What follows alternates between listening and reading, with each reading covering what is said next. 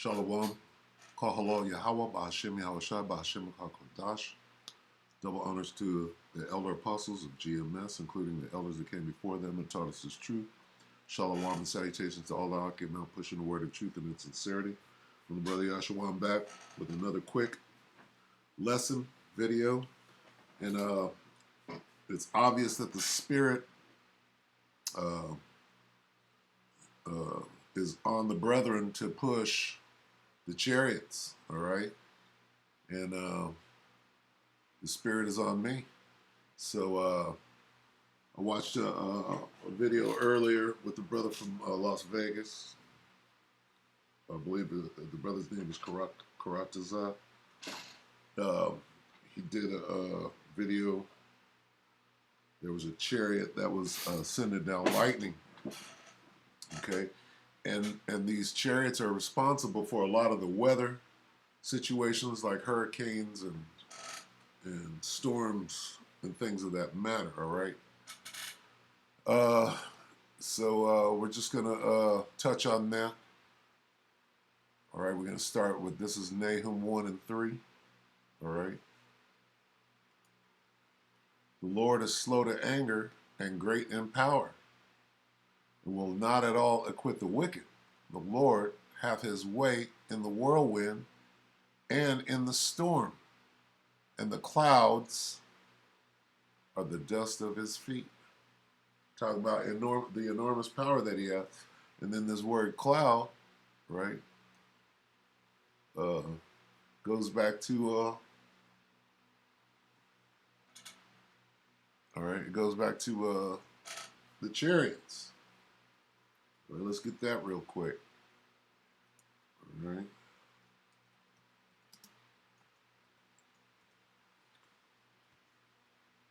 This is Psalm 104 and 3. We'll go straight to it. Who layeth the beams of his chambers in the water, who maketh the clouds his chariot. All right, who walketh upon the wings of the wind. All right, so that word cloud is synonymous with chariot.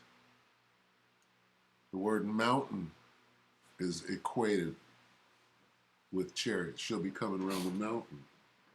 Okay. All right, let's get back to this weather. All right.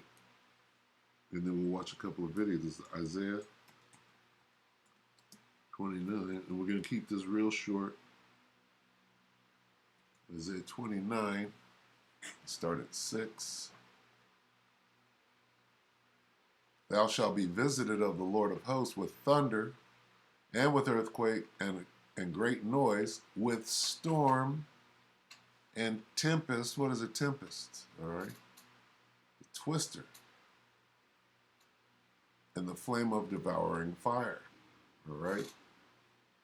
That's weather. Thunder. You can tell when there's an earthquake coming because, I mean, here in California, there's something called earthquake weather. Right? And you'll feel like it's not hot, it's not cold, it's moderate. You feel like you're in the desert, you know. It's like what they say, what they refer to as the calm before the storm. You're like, this is earthquake weather, right? And right after an earthquake, if you observe the weather, it's always the same, right? When you've been through earthquakes for the last 55 years, right? You understand, you know, the patterns and such, all right?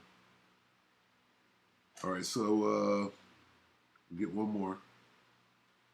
Get 28. This is Isaiah 28 and 2. Behold, the Lord hath a mighty and strong one, which as a tempest of hail and destroying storm, and as a flood of mighty waters overflowing, shall cast down to the earth with the hand. Okay? Tempest, storm, flood, mighty waters overflowing, flood. All right? That's weather. All right? And usually it's that chariot can cause these storms, cause lightning, like the brother earlier had showed. All right. All right. Let's watch a couple of videos. This channel here, Start. All right, they got all sorts of weather stuff here. Okay, thunderstorms, black sandstorm, tornado. Look at this. Okay, and this is what I'm looking for right here: scary black clouds and terrible floods. But the clouds is what I'm. Scary black cloud appears in the sky of the Netherlands. All right. Amsterdam, Berlin. All right. This right here, 6 minutes ago, could be a little more on the update. This just happened. 15 minutes. Red blood lunar eclipse cyclone. Okay. The eclipse is tonight. Not the eclipse, Salakia, but the blood moon, which is a sign. That's a big old sign, especially right now. And them fools, them monthly prognosticators, them witches, they know what this blood moon indicates. All right?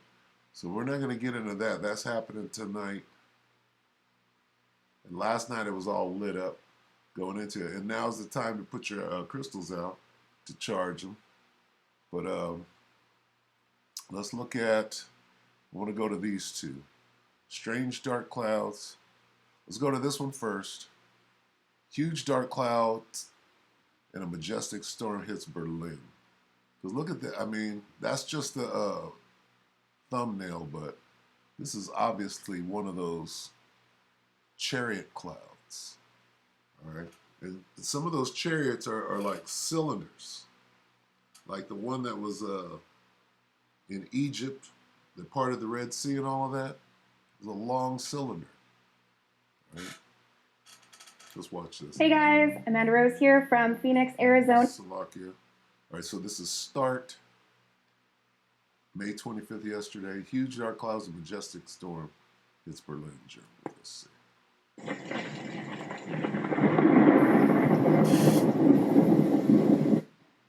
Now, that right there looks like a chariot. Just that. See the outline here? A wheel within a wheel.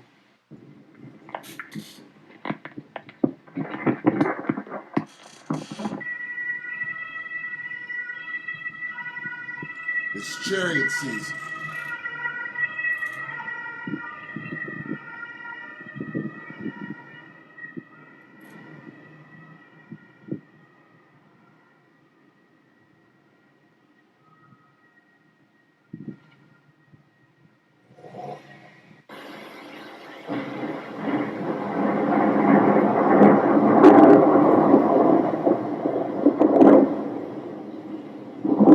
Well, the earth is being visited.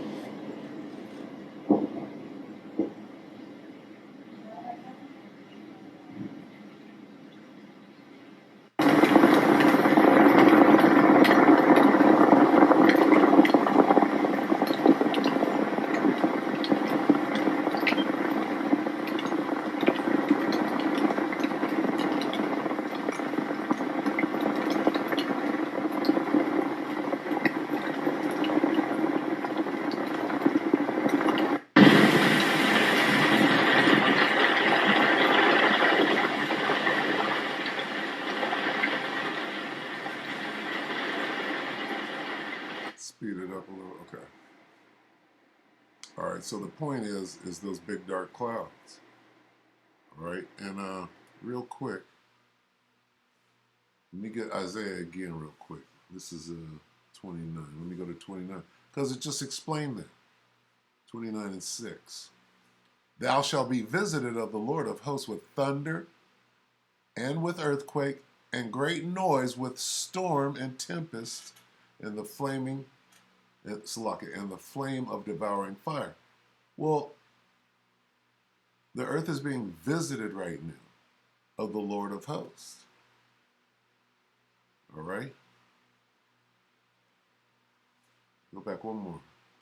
And we just read these. Behold, The Lord hath a mighty and a strong one, which as a tempest of hail and a destroying storm as a flood of mighty waters, overflowing shall cast down to the earth with the hand. All right? All right, let's watch a couple of more. Slovakia. Go back to this. Let's watch this one real quick. This clever TV hack and then we'll watch one chariot video. Look at a big, huge, long cloud going way down that way. Look at this. From here going all the way up here.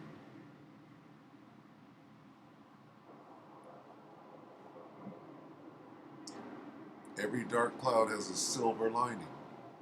I'm going to look into that. What does that mean?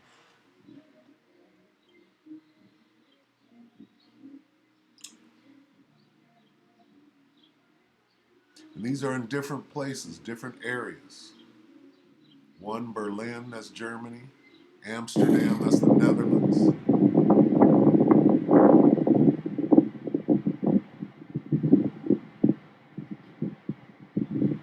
And these are the people that are largely responsible for our captivity too.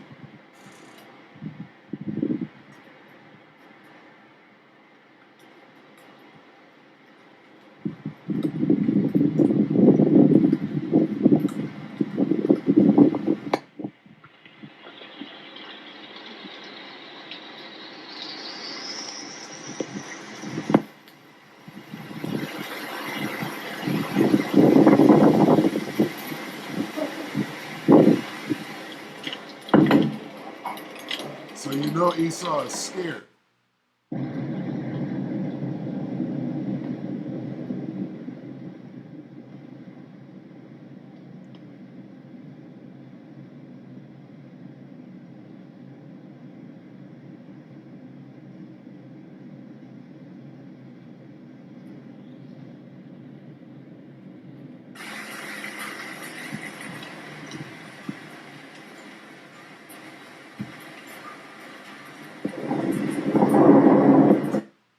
So I want to watch this real quick because real quick here they have to release a report dealing with these chariots. All right, so this is wait, 40 square. This is MSNBC yesterday or 2 days ago. U.S. intel report on UFOs headed to Congress. All right, so let's see. Let's go ahead and roll that and get you on commercial. All right, let's see what this is. American history, where our started at the top. Former President Obama recently addressed the whole UFO question in a serious way recently. Here's what he said. There's footage and records of objects in the skies that we don't know exactly what they are. We can't lie, you know exactly what. Explain how they moved, their trajectory. So, Jeremy, help give a little context to this. Why is it actually a pretty big deal that the government and the Department of Defense seemingly can't explain what these objects are, but are finally willing to talk about them? Yeah, it's a sea change. It's a really interesting moment in American history where our government and intelligence agencies are addressing what's right in front of us, which is the presence of UFOs on planet Earth. Every president has been talking about this. Jimmy Kimmel is great, by the way. They've been talking about it, all right, going all the way back, but they've been lying about it too. Roswell, Little Green Men, weather balloon, okay? This is nothing new. Now you got a better lie, all right? You got some technology. You're going to try to control the narrative. He does ask the hard questions, and even President George W. Bush was shown the first piece of imagery that I put out about a month ago, the pyramid-shaped UFOs. So now there's this openness to discussing we might not know what they are, but we know what they're not. And when you're looking at this FLIR, forward-looking infrared footage, you see it's a spherical object. There's no plumes, no exhaust, no traditional propulsion that you could see in the thermal realm. So let's talk about just sort of the realm of possibilities, because I think it's important that it's, we were joking about aliens, and that certainly is the possibility that there is a connection to extraterrestrial life. But there are also, possibilities like this being technology that is being worked on covertly. Well, let's talk about that. So just to give your audience a basic understanding, the U.S. Navy photographed and filmed pyramid-shaped UFOs and spherical advanced transmedium vehicles swarming our Navy warships. So this is an issue with the idea that you could have mid-air collisions, just basic safety. So I obtained and released that footage with my mentor in journalism, George Knapp. And all of this was unclassified, but it was directly confirmed by the Pentagon, which is really cool. So they're starting to talk about this. These are true unknowns. We don't know if this is from an adversarial foreign nation. We're pretty sure that it's not black budget programs within the United States, because nobody that runs those knows what this is. This appears to be, and it possibly is, a beyond next generation technology. So all right, whatever. Defense Department. So the point is that, okay, here we go. This is what we're looking for. Next month, U.S. intelligence agencies are expected to deliver a report to Congress revealing how the Pentagon analyzes data from UFO sightings. The report comes as government officials confirm that viral footage of a mysterious flying object spotted blah, blah, blah is legitimate. Okay, so next month is June. It's June, okay? And what they have prepared and are about to reveal is their next lie, right? To try to control the narrative, all right? So we're looking forward to that. And all this means is that they have to say something, because these sightings are growing such so that they have to try to control the narrative, all right? So we're going to keep our eye on this. Let's get a couple of scriptures on the way out. All right. We'll go right here. Slock it, bear with me.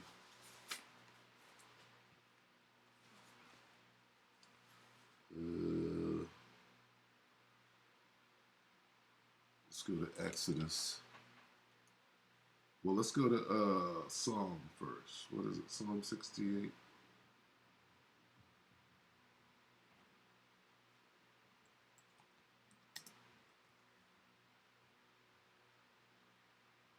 Let's see. See if I can just find it.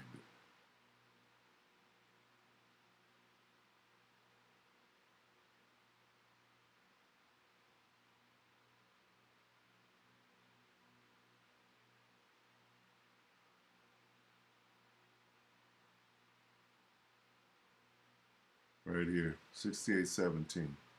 All right. The chariots of the Most High are 20,000, even thousands of angels. The Lord is among them, as in Sinai in the holy place. What does this mean? As in Sinai in the holy place. Well, let's get it. Okay. This is Exodus 13. Exodus 13:21.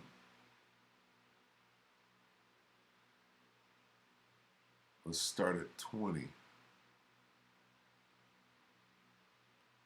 And they took their journey from Succoth and encamped in Etham in the edge of the wilderness. And the Lord went before them by day in a pillar of cloud to lead them the way. What is a pillar?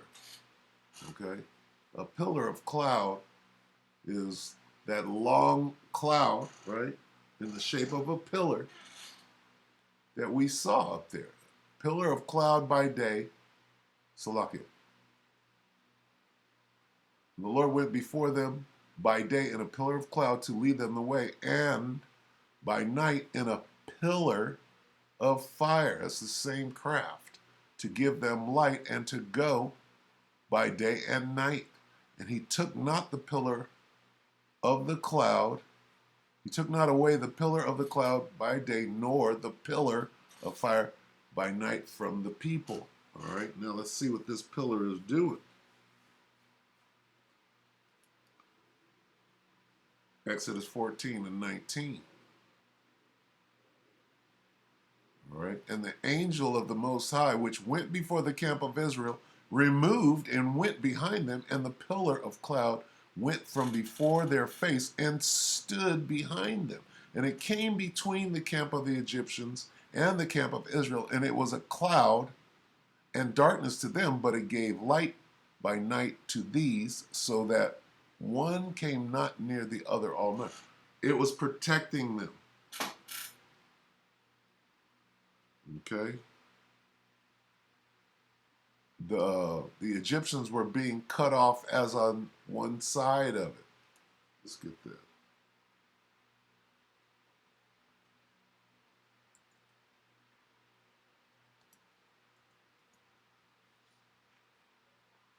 Okay? Let's see. This is Zechariah 5 and 3. Then said he unto me, this is the curse that goeth forth over the face of the whole earth. For everyone that stealeth shall be cut off, as on this side according to it, and everyone that sweareth shall be cut off, as on that side according to it. Okay? Well, going back here, the Egyptians were being cut off when you read this. Okay? And the angel of the Most High went before the camp of Israel, removed, angel of God which went before the camp of Israel, removed and went behind them, and the pillar of cloud went from before their face and stood behind them, and it came between the camp of the Egyptians and the camp of it. It cut the Egyptians off on this side as according to it. Right? So that one camp came not near the other all night. It cut the Egyptians off and stood between them, protecting them. All right? And that's what wait a minute, we're talking about clouds. All right? Pillar of cloud. All right, we're talking about weather here. What's in them clouds? All right? So with that, all right, I hope that the elect were edified, and we're going to go ahead and say Shabbat Shalom.